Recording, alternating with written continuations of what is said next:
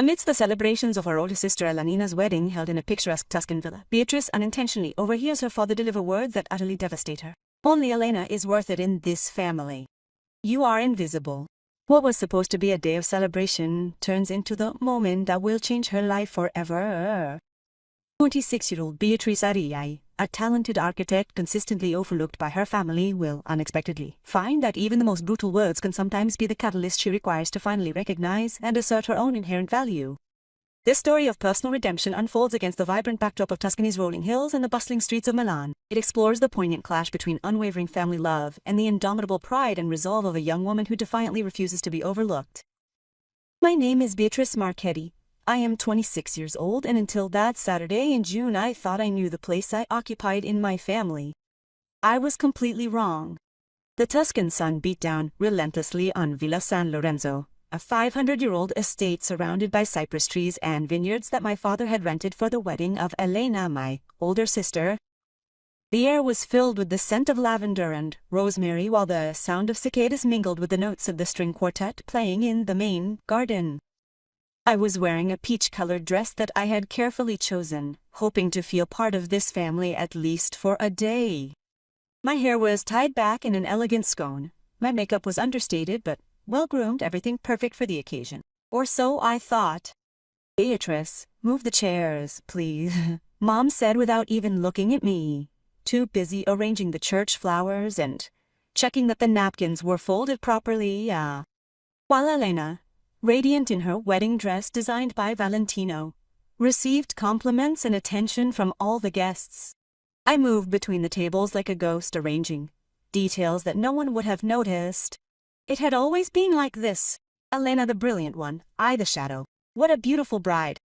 Esquivana the first. Elena has always had that natural class, that innate elegance.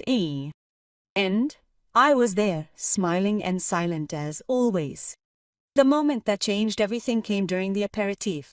I was bringing a tray of Prosecco to the guests when I heard Dad talking to Uncle Roberto under the wisteria pergola. I didn't want to eavesdrop, but their voices came through clearly.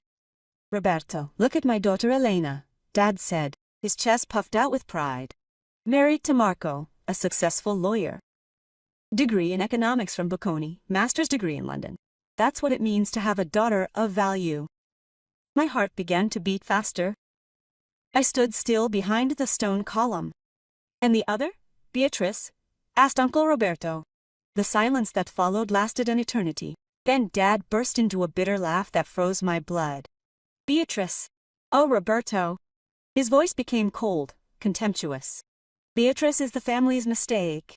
She's still single at 30 with that architecture degree of hers that doesn't help her at all. She still lives with us. She's never even brought home a decent boyfriend. My hands began to shake. The tray swayed dangerously. Only Elena is worth it in this family, Dad continued, his voice rising in pitch. You are invisible, Beatrice. You've always been invisible. Elena is my real daughter, the one who makes me proud. The other one is just a burden that I carry around. The tray slipped from my hands. The deafening sound of crystal shattering against the stone floor resonated throughout the entire garden. At the sound of my voice, everyone turned around, including Elena, whose smile was perfect. The moment ended, Mother looked disapproving. Father's eyes burned with anger for having ruined that special occasion now gone. Beatrice, what have you done? Mom shouted, running towards the shards. But I couldn't move anymore. Dad's words echoed in my mind like a hammer. Only Elena is worth it. You are invisible. 28 years of life, of sacrifices, of attempts to win his love, erased in a single sentence. 28 years in which I had believed that, despite everything, I was still his daughter. The guests whispered, some chuckled under their breath. Elena approached with feigned concern. Bea, are you okay? Are you so clumsy today? I looked my father in the eyes. He met my eyes without the slightest hint of remorse, rather. He seemed annoyed that I had overheard their conversation. And in that moment, he understood that he was right about one thing. I really was invisible, but I wouldn't stay that way forever. Have you ever felt invisible in your family? Have you ever found out what the people you love really think of you more? Write it in the comments, because my story has just begun. Want to discover the story of how I transformed those cruel words into my greatest triumph? Then subscribe to the channel and remember to hit that bell icon to stay updated. Because my actions in the months that followed completely altered my family dynamics and led my father to regret every single word uttered that day. The night of Elena's wedding, I couldn't sleep a wink. Dad's words echoed in my mind like a sentence. You are invisible. But as he stared at the ceiling of my bedroom in the villa, I felt something inside me harden. It transformed. It was no longer pain, it was pure determination. On Monday morning, as soon as we returned to Milan, I made a decision that would change everything. I walked into the architecture studio where I had been working as an employee for 3 years. I looked at my boss, the architect fairy, and said the words that would free me. I resign. Beatrice, are you sure?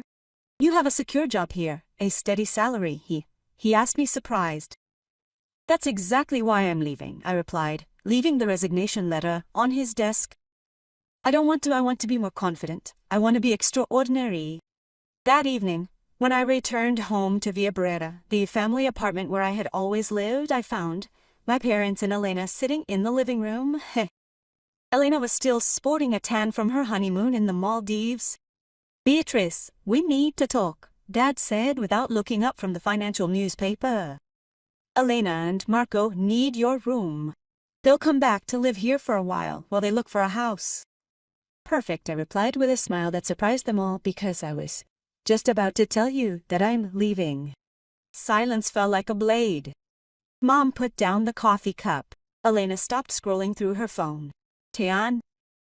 Dad asked finally, looking at me. I found a studio apartment on Porta Romana, small but all my own. I was lying. I hadn't found anything yet, but that lie gave me strength. And with what money? Elena snapped. You don't even have a job. I turned to her, my older sister, the one who had had everything served to her on a silver platter her whole life, Libagina. Are you wrong, Elena? I have 3 renovation projects that I have been working on privately over the past few months. And starting tomorrow, I will be free to focus solely on those. It was true. On weekends and evenings, I had been working on small private projects in secret. Nothing major, but enough to get me started. Private projects. Dad raised a skeptical eyebrow. Yes, Dad. I am the invisible daughter who designed the renovation of the loft on Via Tortona for the Santini family and the new villa for the counts in Monza. Small things, of course. Nothing you can be proud of, Emonaio. I saw a flash of surprise in his eyes. He didn't know about these jobs. How could he? He had never been interested in what I did. A week later, I was sitting on the bare floor of my studio apartment on Via Scanios for Sessa. 40 square meters of pure freedom. The walls were peeling, the electrical system needed redoing, the kitchen non-existent. But they were mine. The phone rang. It was Mom. Beatrice, dear, Dad says that if you come home, we will forget all this whim. As Elena has chosen to remain in Marco's apartment, your room is no longer occupied. It's not a whim, Mom, and that's not my room anymore. But honey, you're alone in that hole. What will you do? I looked around my hole. The sun's rays filtered through the dirty windows, drawing geometric patterns of light on the floor. It was perfect. Mom, for the first time in my life, I'm not alone, I'm with myself. The first few months were incredibly hard. I slept on a mattress on the floor, ate plain pasta and worked 18 hours a day. Every evening, as I surveyed the space that was gradually taking form thanks to my efforts, a feeling of profound satisfaction would wash over me, a feeling utterly unlike anything I had ever known. The project that changed everything came in November. Giulio Valerani, an entrepreneur in the fashion industry, contacted me through the Santini. He wanted to renovate his Art Nouveau villa in San Siro.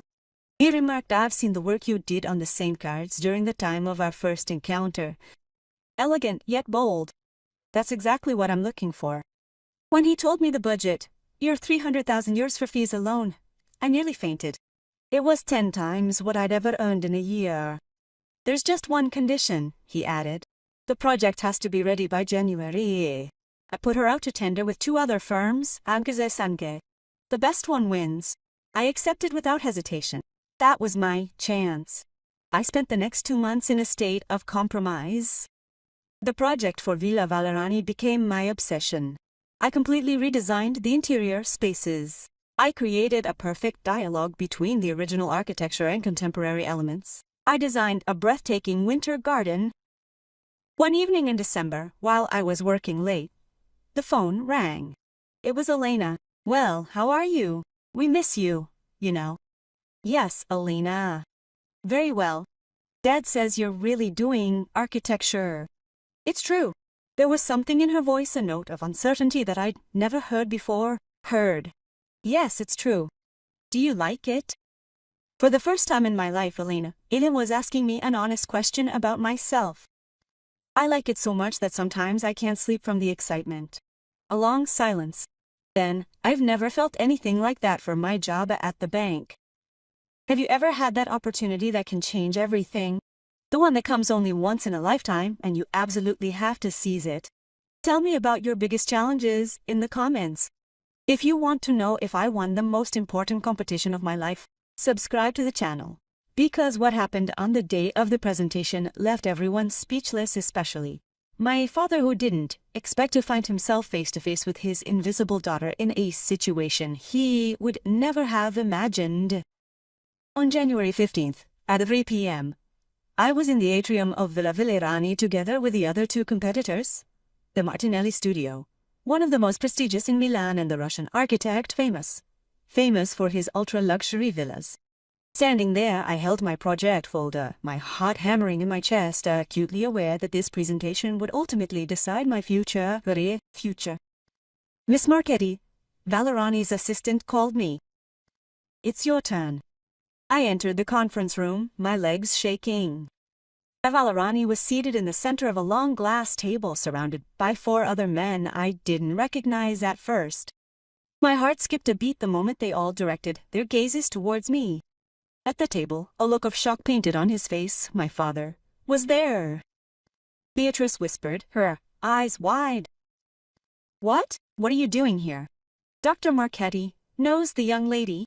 Valerani asked in surprise. "She's my daughter," Dad replied, his voice choked with disbelief. Embarrassment hung in the air like lead. One of the men at the table, whom I recognized as the manager of the bank where Dad worked, whispered something in his colleague's ear, but I was undaunted. I had worked too hard for this occasion. "Mr. Valerani," I said in a firm voice, "I'm here to present you with the renovation project for your Villa Mostrabula. May I proceed?" For the next 40 minutes I transformed the room into a theater where my project came to life. I showed the 3-dimensional renderings, explained every detail, every stylistic choice. The winter garden with panoramic windows, the dining room that opened onto the park through sliding doors, the circular library on the first floor, delle. The idea, I explained as I showed the final design, is to create a perfect dialogue between past and present. The villa maintains its Art Nouveau soul, but breathes with contemporary elements that enhance its original beauty. When he finished, the silence in the room was absolute. Valerani stared at the plans with wide eyes. "Extraordinary," he murmured. "In 30 years I've never seen anything like it." Dad looked at me as if he were seeing me for the first time in his life. The bank manager spoke up. "Dr. Marchetti, I didn't know your daughter was such a talented architect." "I'm discovering many things too," Dad replied. His voice was barely audible. Valerani stood up and shook my hand. "Miss Marchetti, the project is yours. When can we start?" I walked out of that villa, walking 10 feet off the ground. I had won. I had beaten 2 of the most prestigious studios in Milan. The invisible daughter had just signed the most important contract of her career, but the real victory came 3 hours later. I was celebrating alone in my studio apartment with a bottle of Prosecco that I had treated myself to, when the doorbell rang. I opened it and found Dad. He was alone, without Mom or Elena. He looked like he had aged 10 years. "Can I come in?" he asked in a voice I had never heard him use before. We sat down on the only 2 pieces of furniture I owned, a plastic chair and a folding stool, Ondine stool. "Today I saw you," he began, then paused, searching for the words. I saw you and I realized that I don't know you at all. You're right, Dad, you don't know me and you never wanted it to know me. Tears began to stream down his cheeks. That presentation was professional, better than anything I'd ever seen. And I covered my face with my hands. I called you invisible. Yes, you called me invisible. At Elena's wedding, in front of Uncle Roberto. You heard everything. Every single word. Silence filled the small space between us. Then Dad stood up and went over to the plans I had hanging on the wall. Sketches, drawings, photos of completed works. Did you do this? He asked, pointing to the photo of the Santini loft. Yes, and he also turned to me, with tears in his eyes. Beatrice, Perno, I ask your forgiveness for every time I didn't see you, for every time I believed that Elena was the only good thing in this family. Dad, no, let me finish. He sat on the floor in front of me, his dress pants on the dust of the construction site that was still my apartment. Watching you speak, explain, and convince those men in that room today instilled in me a profound sense of pride. A pride I've never known before. And I realized that the only invisible person here was me. Invisible to your talents, to your dreams, to how much you really are worth. We cried together sitting on the bare floor of my studio apartment. 30 years. Of misunderstandings, of pain, of unspoken words. Tell me what I can do, she asked me. Tell me how I can make amends. Dad, start seeing me, not as Elena's shadow, but as Beatrice. 6 months later, my architecture firm had 5 employees and a waiting list of clients. Bella Valerani had become a case study published in Europe's most important trade magazines, but the real transformation had taken place in my family. Elena had quit her job at the bank to take a photography course, inspired by my courage to change her life. Looking at you, I realized that I too was living the life that others wanted for me, she confessed to me. Mom had started calling me every evening, not to ask when I was coming home, but to find out how the projects were going. And Dad had become my #1 fan. He would bring my projects to the office, show them to his colleagues, tell anyone who wanted to know about his daughter as an architect. Only Elena is worth it in this family, he had said that day. How wrong he was. Today, as I write this story from my new studio in Porta Nuova, a 200 square meter open space with a view of the Milan skyline, I know that sometimes the cruelest words can become the push we need. I am no longer invisible, and I will never be again. Have you ever turned pain into strength? Have you ever shown someone how valuable you really are? Share your story in the comments, and if this story touched your heart, subscribe to the channel and share it with those who need to remember that we are all visible, precious, and capable of extraordinary things. Things. Because sometimes all it takes is believing in ourselves to make others believe that we really exist.